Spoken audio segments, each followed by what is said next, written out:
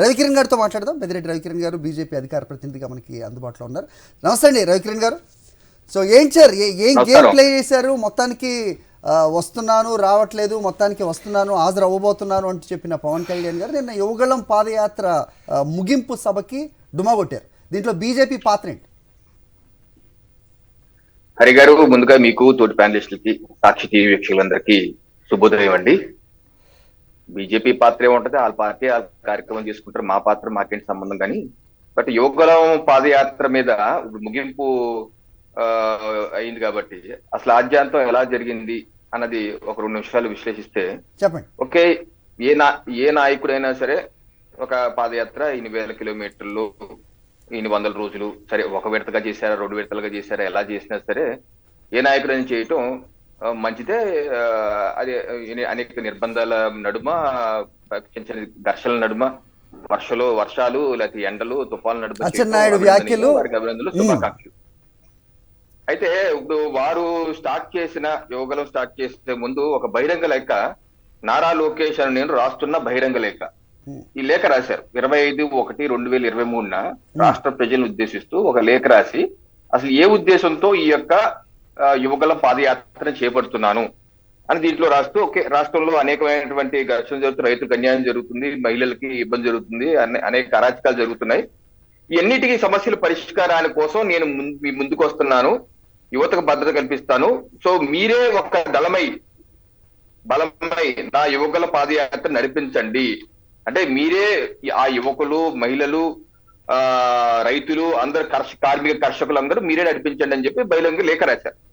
అయితే ఇన్ని రోజుల ప్రస్థానంలో ఈ యొక్క యువకుల పాదయాత్రని వారు ఆశించినట్లు ఆయా వర్గాలు నడిపించాయా, లేకపోతే టీడీపీ శ్రేణులు నడిపించాయా, ఏ రకంగా ఆయా వర్గాల్లోకి వెళ్ళగలిగారు అన్నది విశ్లేషించుకోవాల్సిన అవసరం ఉంది. ఇప్పుడు నిజంగా ఆయా వర్గాల్లోకి ఆ యువకుల పాదయాత్ర చొచ్చుకుపోయి ఉంటే వారు పాదయాత్ర బ్రేక్ చేసినప్పుడు కానీ, లేకపోతే మరోసారి మొదలు పెడతామని చెప్పి వాయిదా వేసుకున్నప్పుడు కానీ ఏ ఒక్కరైనా సరే బయటకు వచ్చి అమ్మో మా సమస్యలు మీరు రావటం వల్ల పరిష్కరింపబడుతున్నాయి, మీరు రావాలని చెప్పి బయటకు వచ్చి ఆందోళన చేసి ఆవేదన చెంది మంత్రాలకి పరిస్థితులు ఎక్కడా మనం చూడలేదు. వాళ్ళ ఛానల్, వాళ్ళకు కూడా అనుకూల టీవీలు, పేపర్లు, ఛానల్ ఉన్నాయి కాబట్టి ఎక్కడ మనం చూడలేదు. సో ఏ రకంగా చొచ్చుకుపోయారు, ఇది ఎవరికి భరోసా కలిగించింది? టీడీపీ శ్రేణులకు భరోసా కలిగించిందా, లేకపోతే ప్రజలకు భరోసా కలిగించినది $1 మిలియన్ క్వశ్చన్. పైపెచ్చు ఆయా సమస్యలన్నీ నేను పరిష్కరిస్తాను, నేను దాని మీద ఒక అనుభవంతో వివరాలు క్రోడీకరించాను, సమస్యల పరిష్కారానికి నేను మార్గదర్శకాలు లేకపోతే కొన్ని యొక్క సూత్రాలు ప్రవచిస్తాను, దీన్ని ఒక క్రోడీకరించి ఒక పుస్తకం రూపంలో మా అధ్యక్షులకి 20వ తారీఖు ఇస్తారంటే అదో రకంగా ఉండేది. ఎందుకంటే మీ యొక్క ఉద్దేశం అనేకమైన సమస్యకి పరిష్కారంగా యువకులు అన్నారు. ఇప్పుడు నిన్న మీరు మాట్లాడుతూ, నారా లోకేష్ గారు మాట్లాడుతూ, ఎన్ని కాదు నేను స్టార్టింగ్ నుంచి ఎర్ర పుస్తకం రాస్తున్నాను, దానిలో అధికారులు ఏదైతే టీడీపీ శ్రేణుల మీద కేసులు పెట్టారో వాళ్ళు అంతు తేలుస్తాను, ఆ అధికారుల వివరాలన్నీ ఆ చట్టాలో ఉన్నాయి ఎర్ర పుస్తకంలో, అది నేను అధ్యక్షుల వారికి ఇస్తాను, మేము అధికారులకు వచ్చాక వాళ్ళు అంతు తేలుస్తామంటే మీరు యువగళం పాదయాత్ర దేనికోసం చేశారు? అధికారుల కోసం చేశారా, లేకపోతే ప్రజల కోసం చేశారా, లేకపోతే పార్టీ శ్రేణులు చేశారా అన్నది ఒక $1 మిలియన్ క్వశ్చన్ గా మిగిలిపోతుంది. హరి గారు, పైపెచ్చు మీ యొక్క పాదయాత్రలో అనేకమైన హామీలు ఇచ్చారు ప్రజలకు. ఆ హామీల విషయంలో కూడా ఇప్పటి వరకు వారు ఏం మాట్లాడలేదు, దాన్ని కూడా వారు సమాధానం చెప్పాలి. ఉదాహరణకి 15/12/2023 అనకాపల్లిలో వారు ఏమన్నారంటే, మేము అధికారంలోకి వస్తే 20 లక్షల ఉద్యోగాలు, 5 ఏళ్లలో 20 లక్షల ఉద్యోగాలు ఇస్తాను, ఎందుకంటే ఐటీ పరిశ్రమ నేను రాగానే 100 రోజుల్లో అనేక ఐటీ పరిశ్రమలు తీసుకొస్తానని చెప్పి వారు ఇచ్చినటువంటి హామీ. మరి 20 లక్షలు అంటే సంవత్సరానికి 4 లక్షలు. మరి మీరు 2014-15 మీరే మంత్రిగా ఉన్నారు కదా ఐటీ శాఖకి, మరి మీరు ఎన్ని ఉద్యోగాలు ఇచ్చారు? దీనిలో కనీసం 5% ఇచ్చారా, 10% ఇచ్చారా? 20 లక్షల ఉద్యోగాలు ఎలా ఇస్తారు అని చెప్పాలి కదా. 2, ఏటా జాబ్ క్యాలెండర్ అంటున్నారు. ఏటా జాబ్ క్యాలెండర్ ఇస్తాను, జనవరి 1వ తారీఖు నేను జాబ్ క్యాలెండర్ రిలీజ్ చేసి టీచర్లు అన్ని ఉద్యోగాలు భర్తీ చేస్తానని చెప్పి అంటున్నారు. మరి సంతోషం. మరి మీరు ఇచ్చినటువంటి 2014 మేనిఫెస్టో, ఇది 2014 మేనిఫెస్టో. ఈ 2014 మేనిఫెస్టోలో కూడా తెలుగుదేశం పార్టీ వారి మేనిఫెస్టో పేజ్ నెంబర్ 19 ఏం రాశారంటే, ప్రతి సంవత్సరం రిక్రూట్మెంట్ క్యాలెండర్ ప్రకటింపజేసి నిర్ణీత సమయంలో ఉద్యోగ నియామకాలు చేపడతాం. వారి యొక్క 2014 మేనిఫెస్టోలో కూడా జాబ్ క్యాలెండర్ అన్నారు.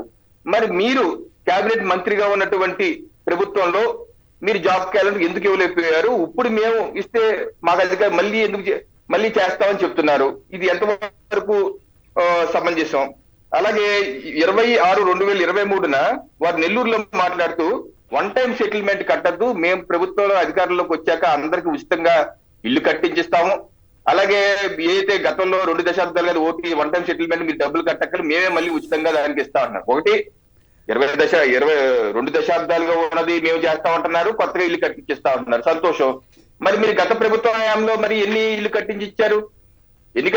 ఆ ఓటీఎస్ ఎప్పటి నుంచో ఉంది కదా, ఎన్టీఆర్ రామారావు గారు ముఖ్యమంత్రి ఉన్నప్పటి నుంచి ఆ ప్రభుత్వం ఇచ్చిన ఇల్లు కట్టిని ఆ యొక్క డబ్బులన్నీ ఉండిపోయినాయి. మరి మీ ప్రభుత్వ హయాంలో ఎందుకు దాన్ని మాఫీ చేయలేదు, ఇప్పుడు ఎందుకు మాఫీ చేస్తాను అంటున్నారు? రైతులకు వారు 18/6/2023 మాట్లాడుతూ ఒక సంతకంతో 50,000 లోపు రుణాలు మాఫీ చేసిన ఘనత మా ప్రభుత్వాన్ని అంటున్నారు. ఒక సంతకం. మరి మీరు ఇచ్చిన హామీ ఏంటి? సంపూర్ణ రైతు రుణమాఫీ అన్నారు కదా, మరి 50,000 అన్నారు కదా, మిమ్మల్ని ఏ రకంగా ప్రజలు నమ్మాలి, ఏ రకంగా నమ్ముతారు?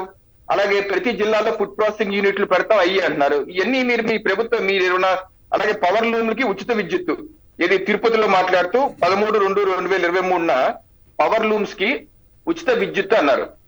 పవర్ లూమ్స్ కానీ ఫ్రీగా కరెంట్ ఇస్తా అన్నారు. మరి మీరు 2019 మేనిఫెస్టో 2014 మేనిఫెస్టోలో కూడా ఉంది, పవర్ లూమ్స్ కి ఇస్తాము, సబ్సిడీలు ఇస్తాము, ఇవన్నీ దాంట్లో ఉన్నాయి. మరి మీరు ఆ రోజు ఎందుకు చేయలేదు? మీ ప్రభుత్వ హయాంలో మీరు ఎందుకు చేయలేదు? మీరు మంత్రిగా ఉన్నప్పుడు ఎందుకు చేయలేదు? యాక్వా రైతులకి 150 రూపాయలు. వీళ్ళు ఇచ్చిన హామీలన్నీ చదువుకుంటూ పోతే మన సమయం సరిపోదు. మీరు గ్రౌండ్ వర్క్ చాలా బాగా చేశారు. మీరు నా స్థూలంగా అడిగేది ఏంటంటే, ఓకే మీరు హామీలు ఇవ్వండి, మీరు హామీలు ఇచ్చిన దానికి మీరు ఎప్పుడైతే హామీలు మీరు ప్రభుత్వంలో రాకపోతే ఫ్రెష్ గా రాజకీయాల్లోకి వస్తుంటే ఓకే, అందరూ ఓకే భారతీయ జనతా పార్టీకి ఎప్పుడు ప్రభుత్వం రాలేదు, లేదా జనసేనకి ఎప్పుడు ప్రభుత్వం రాలేదు వాళ్ళు ఏం చెప్తే ఓకే. అదే మీరు 22 సంవత్సరాలుగా మీ పార్టీ అధికారంలో ఉండి మీరు కూడా మంత్రిగా నిన్నగా మొన్న వరకు ఉండి మీరు చేయనటువంటి, మీరు మేనిఫెస్టోలో పెట్టినటువంటి ఏమీ చేయకుండా ఈ రోజు మళ్ళీ చేస్తున్నామంటే ఏ రకంగా నమ్ముతారు? మీరు యోగాల పాదయాత్ర ద్వారా ఏ సందేశం ఇవ్వదలుచుకున్నారన్నదే నా యొక్క ప్రశ్న హరి గారు. రైట్.